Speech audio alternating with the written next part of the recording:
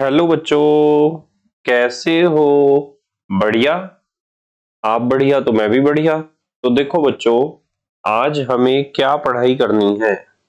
आज है हमारे पास बीएससी फर्स्ट सेमेस्टर का वीडियो नंबर 23, या फिर हम कह सकते हैं कि ये दूसरे चैप्टर का 7वां वीडियो है।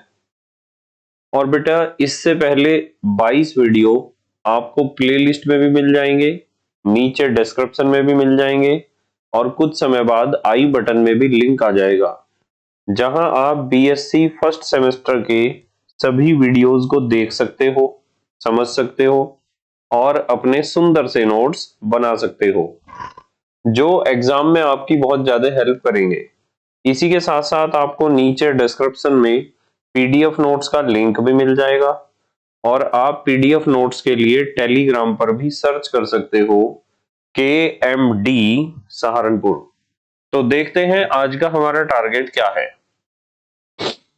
आज बेटे हमें डिस्कस करना है पोलिंग स्लेटर का सिद्धांत, यानी पोलिंग स्लेटर थ्योरी, जो हिटलर और लंदन ने वैलेंस बॉन्ड थ्योरी दी थी, यानी संयोजी बंध सिद्धांत दिया था। उस सिद्धांत को और भी ज्यादा आसान बनाने के लिए पोलिंग और स्लेटर ने उस वैलेंस बॉन्ड थ्योरी में कुछ परिवर्तन करे, कुछ चेंज करे और उसे आसान बनाया। और जिन बातों को उन्होंने पोलिंग और स्लेटर ने वीबीटी को चेंज करते हुए या वीबीटी में थोड़ा परिवर्तन करते हुए जिन बातों को उन्होंने बताया, उन सभी पॉइंट्स को ही हम कहते हैं पोलिंग स्लेटर थ्योरी। ठीक है, तो देखते हैं कि वीबीटी में क्या क्या परिवर्तन उन्होंने किए थे। देखो, पोलिंग व स्लेटर ने वैलेंसी बॉन्ड थ्योरी को सरल करने के लिए अपने सिद्धांत में निम्न बिंदु दिए। कौन कौन से बिंदु दिए, ध्यान से देखना है आपको। सबसे पहले कौन सी बात बताई? पहली बात बताई कि एटॉमिक ऑर्बिटल्स की ओवरलैपिंग जितनी अधिक होती है, कोवलेंट बॉन्ड उतना ही स्ट्रॉन्ग बनता है। यानी जो हमारे एटॉमिक ऑर्बिटल्स हैं, परमाणु के जो कक्षक होते हैं, उनमें जितना ज्यादा अतिव्यापन होगा, ओवरलैपिंग होगी, आपका कोवलेंट बॉन्ड उतना ही ज्यादा मजबूत बनेगा, स्ट्रॉन्ग बनेगा। अब यहाँ बच्चे थोड़ा सा कंफ्यूज होते हैं इस शब्द को लेकर, ओवरलैपिंग। ओवरलैपिंग को हम हिंदी में कहते हैं अतिव्यापन। अब यदि हम ओवरलैपिंग की बात करते हैं, तो मान लो आपके पास एक एस ऑर्बिटल है, एक एस कक्षक है, यह है एस कक्षक या एस ऑर्बिटल। इसी तरीके से एक दूसरा एस ऑर्बिटल ये है। तो इनमें अतिव्यापन जितना ज्यादा होगा, जैसे मैं आपको कहूं कि ये दोनों ऑर्बिटल एक दूसरे के साथ अतिव्यापन या ओवरलैपिंग कर रहे हैं। अतिव्यापन या ओवरलैपिंग का मतलब एक दूसरे के अंदर समा जाना, उसे कहते हैं अतिव्यापन या ओवरलैपिंग। जैसे मान लो हमारे पास ये एस ऑर्बिटल है पहले वाला, और ये एस ऑर्बिटल है दूसरे वाला। तो इन दोनों एस ऑर्बिटल को जब आप एक दूसरे के अंदर समाता हुआ देखते हो, तो ये इतने एक दूसरे के अंदर धस गए हैं, या तो कहो धस गए हैं या तो कहो समा गए हैं। तो इस घटना को, एक दूसरे के अंदर समा जाने को ही हम कहते हैं ओवरलैपिंग या अतिव्यापन होना। अब यहाँ अतिव्यापन कितना हो रहा है? इतना, यहां से लेके यहां तक का। अब यदि मैं कहूं कि अतिव्यापन ऐसे नहीं हुआ, यदि अतिव्यापन और भी ज्यादा हो जाता है तो कैसे होगा? पहला एस ऑर्बिटल और दूसरा एस ऑर्बिटल। अब आप इसे देख लो ध्यान से, इसमें अतिव्यापन आपको दिखाई दे रहा होगा कि इसमें अतिव्यापन अधिक हुआ है, यहाँ अतिव्यापन पहले के मुकाबले कुछ ज्यादा है। तो अतिव्यापन जितना ज्यादा होता है ना, अतिव्यापन को इंग्लिश में कहते हैं हम ओवरलैपिंग। ओवरलैपिंग जितनी ज्यादा होती है, बॉन्ड उतना ही ज्यादा मजबूत बनता है। तो यहाँ यही बात लिखी हुई है पहले पॉइंट में कि एटॉमिक ऑर्बिटल्स की ओवरलैपिंग जितनी अधिक होती है, कोवलेंट बॉन्ड उतना ही स्ट्रॉन्ग बनता है। क्लियर? दूसरी बात देखो, ओवरलैपिंग केवल उन्हीं ऑर्बिटल्स की होती है जिनमें वैलेंस इलेक्ट्रॉन प्रेजेंट होते हैं। यानी ओवरलैपिंग किसी भी ऑर्बिटल की नहीं हो सकती। जैसे हमने अभी s की s के साथ ओवरलैपिंग दिखाई, तो किसी भी एटम में कौन से ऑर्बिटल की ओवरलैपिंग होगी? उस ऑर्बिटल की ओवरलैपिंग होती है जिसमें वैलेंस इलेक्ट्रॉन प्रेजेंट होते हैं। अब यहां ये शब्द आ रहा है वैलेंस इलेक्ट्रॉन, पता है ना आपको? हिंदी में कहते हैं संयोजी इलेक्ट्रॉन। वैलेंस इलेक्ट्रॉन या संयोजी इलेक्ट्रॉन का मतलब होता है किसी भी एटम के आउटर मोस्ट ऑर्बिट में उपस्थित इलेक्ट्रॉन, यानी ऐसे इलेक्ट्रॉन जो संयोजकता में या वैलेंसी में पार्टिसिपेट करते हो, उन्हें कहते हैं वैलेंस इलेक्ट्रॉन।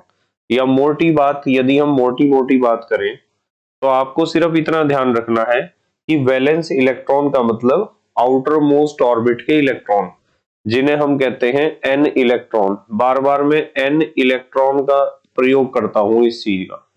एन का मतलब आउटर मोस्ट ऑर्बिट में जो इलेक्ट्रॉन होते हैं उन्हें हम कहते हैं एन इलेक्ट्रॉन। ठीक है, तो हमें पहली बात क्या पता चली?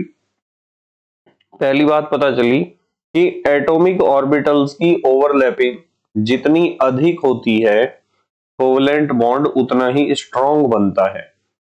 दूसरी बात पता चली कि ओवरलैपिंग केवल उन्हीं ऑर्बिटल्स की होती है जिनमें वैलेंस इलेक्ट्रॉन प्रेजेंट होते हैं, यानी आउटर मोस्ट ऑर्बिट की।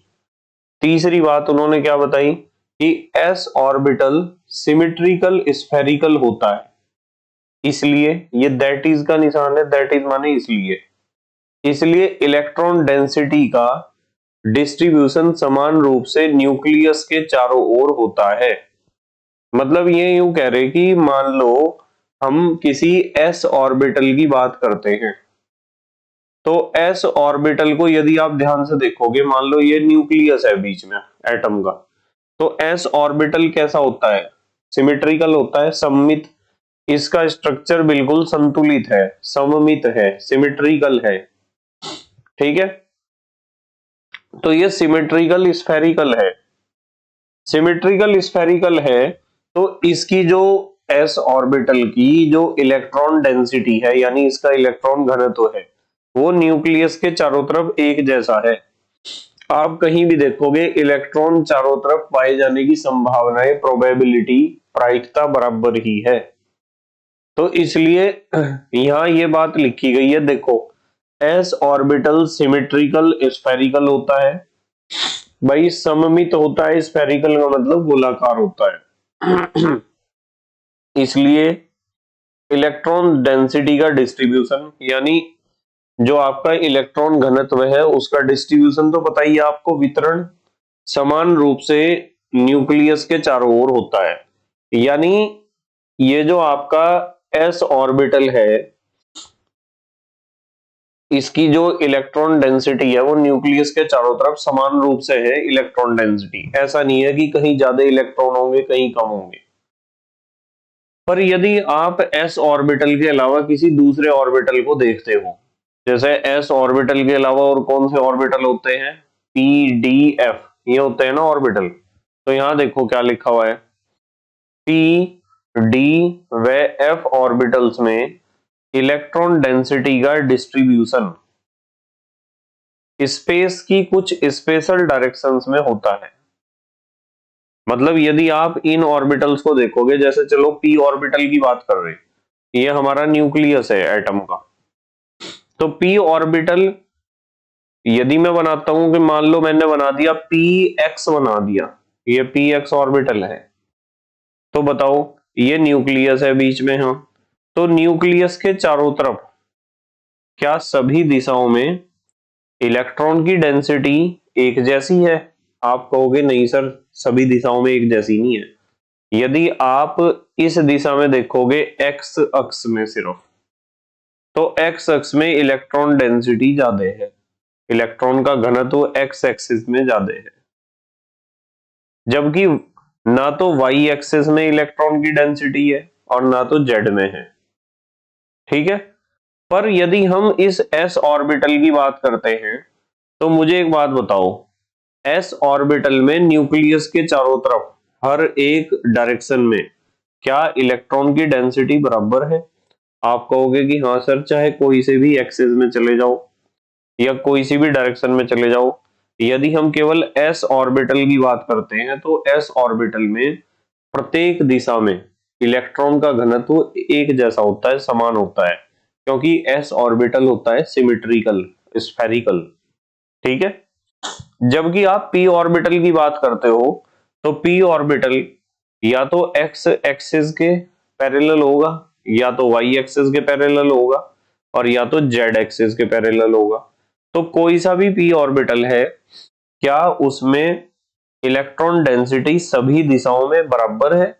नहीं, कुछ स्पेशल डायरेक्शन में ज्यादा है वहां इलेक्ट्रॉन डेंसिटी। जैसे यहाँ हम एक्स एक्सिस की बात कर रहे हैं तो एक्स एक्सिस में यदि आप देखोगे तो एक्स एक्सिस में इलेक्ट्रॉन डेंसिटी क्या है, ज्यादा है, ठीक है। देखो समझो इस बात को दोबारा, यहां कहा है कि पी डी व एफ ऑर्बिटल्स में इलेक्ट्रॉन डेंसिटी का डिस्ट्रीब्यूशन यानी इलेक्ट्रॉन के घनत्व का वितरण, स्पेस का कहते हैं खाली जगह को, ठीक है, स्पेस की कुछ स्पेशल डायरेक्शंस में होता है। जैसे अभी हमने पी ऑर्बिटल में देखा तो पी ऑर्बिटल की जो एक्स अक्ष वाली डायरेक्शन है, एक्स एक्सिस वाली डायरेक्शन है, उसमें इलेक्ट्रॉन डेंसिटी ज्यादा थी, ठीक है। तो यहां लिखा हुआ है कुछ स्पेशल डायरेक्शंस में होता है, इसलिए ये ऑर्बिटल्स मैक्सिमम इलेक्ट्रॉन डेंसिटी की डायरेक्शन में बॉन्ड बनाते हैं। अब जैसे हम बात करते हैं कि भाई एस ऑर्बिटल की बात करते हैं, एस ऑर्बिटल तो इधर से भी बॉन्ड बना लेगा, इधर से भी बॉन्ड बना लेगा, इधर से भी बना सकता है, इधर से भी बना सकता है, इधर से भी, क्योंकि एस ऑर्बिटल है सिमेट्रिकल, वो तो कहीं से भी बॉन्ड बना सकता है। अब यहां बॉन्ड बनाने से पता क्या तात्पर्य है?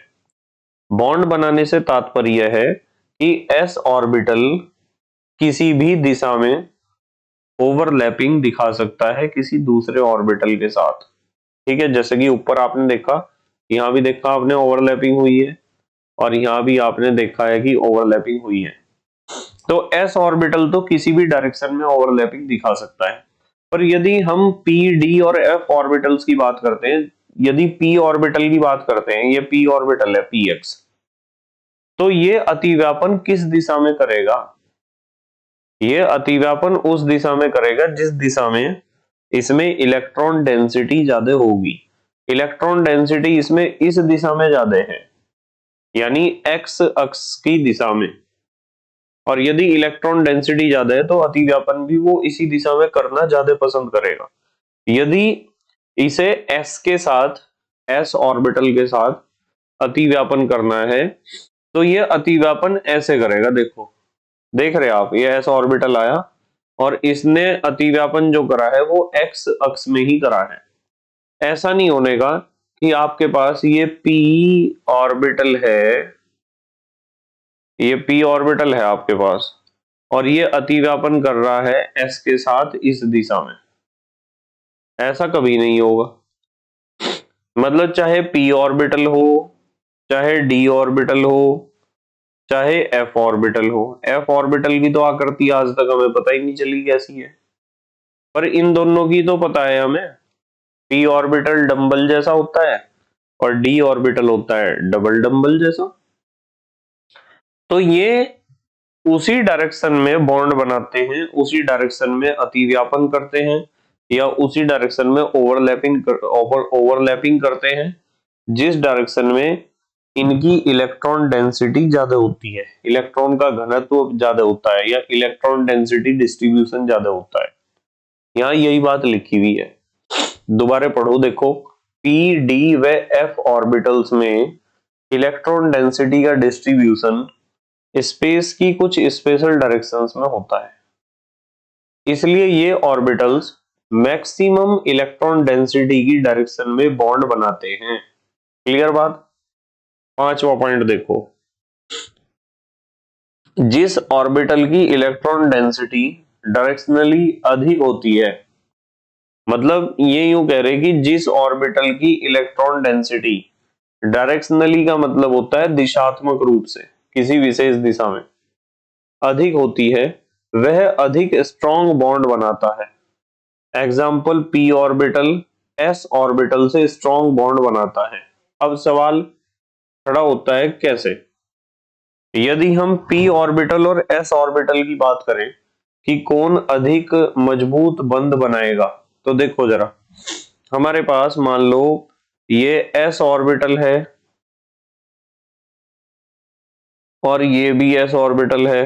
दो एस ऑर्बिटल्स का अतिव्यापन हो रहा है, ओवरलैपिंग।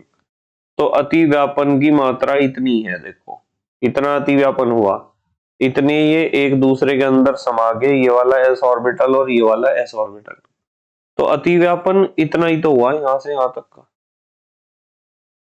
और यदि मैं दो पी ऑर्बिटल की बात करूं, एक पी ऑर्बिटल ये है हमारे पास, एक तो ये है पी ऑर्बिटल और एक दूसरा पी ऑर्बिटल ये है।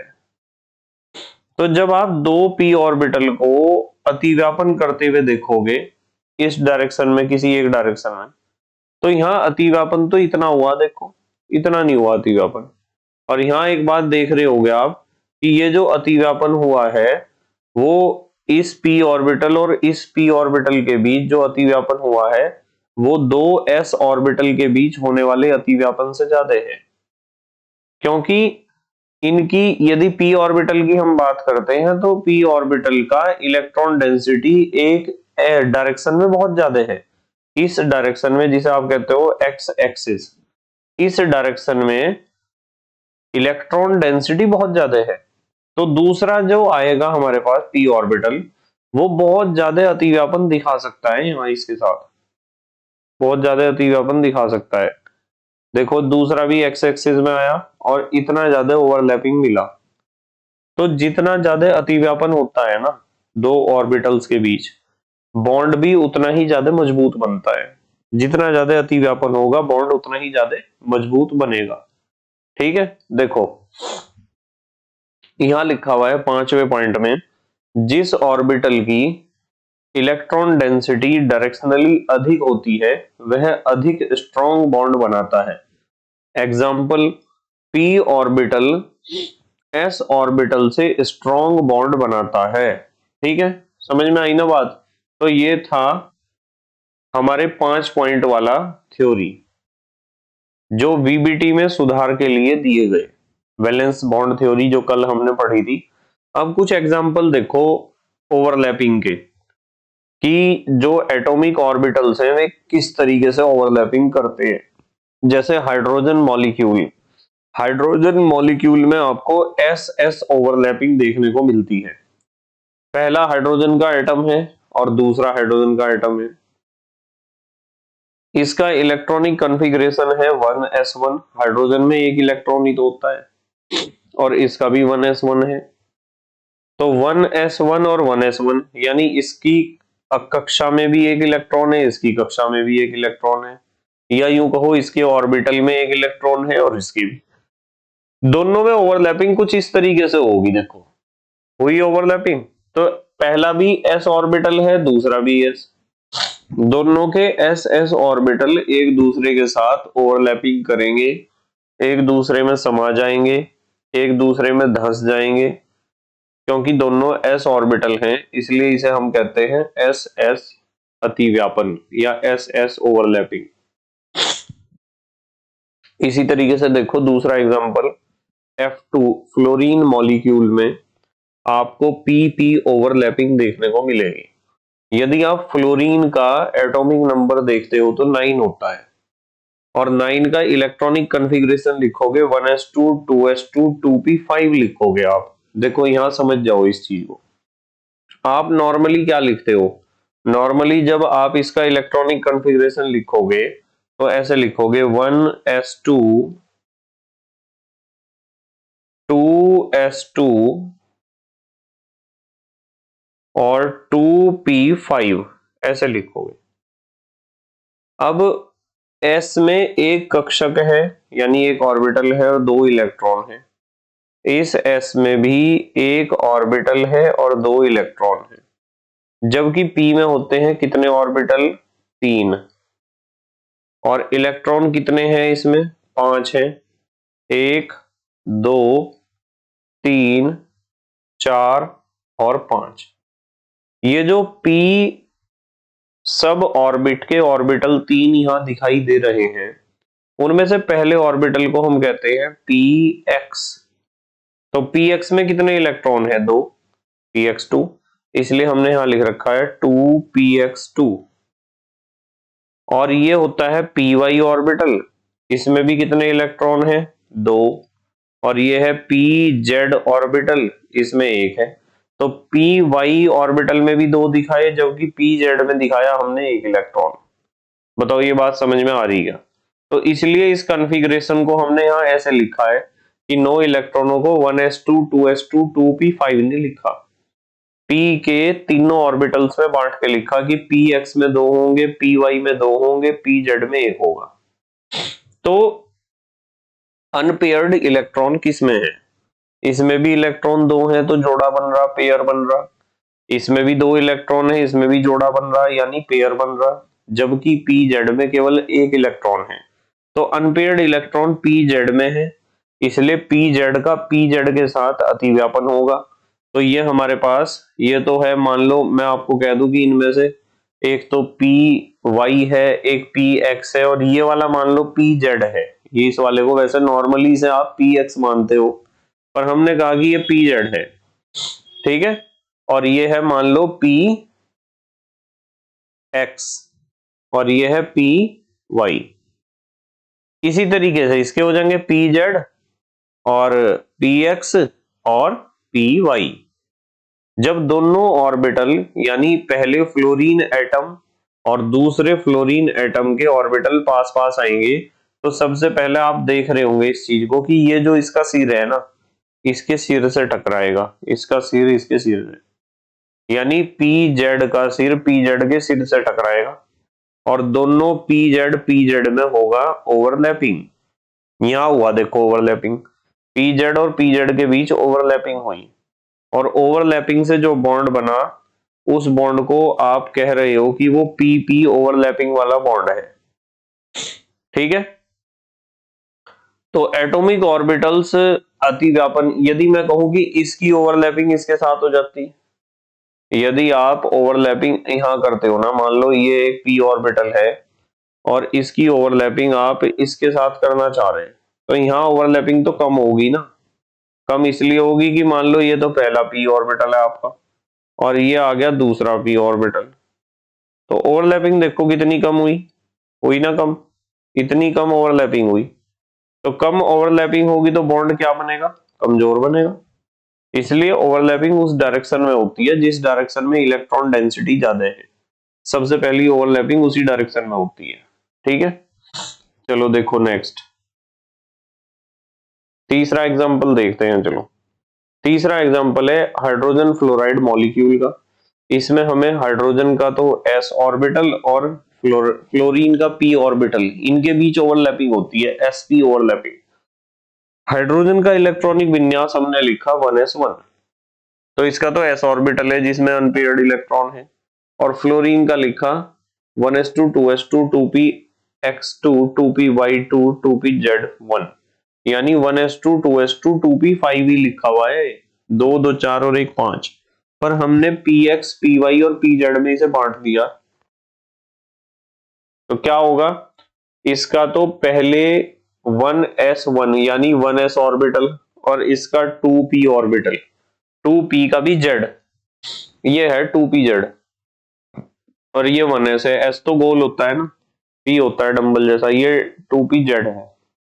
इनके बीच देखो ओवरलैपिंग हुई और ये ओवरलैपिंग है sp ओवरलैपिंग, यानी इसका s ऑर्बिटल है, इसका p का भी कौन सा है? pz है। इसी तरीके से आप ओवरलैपिंग देख सकते हो अमोनिया में, अमोनिया मॉलिक्यूल, इसमें आपको 3 ओवरलैपिंग देखने को मिलेंगी, sp sp और sp।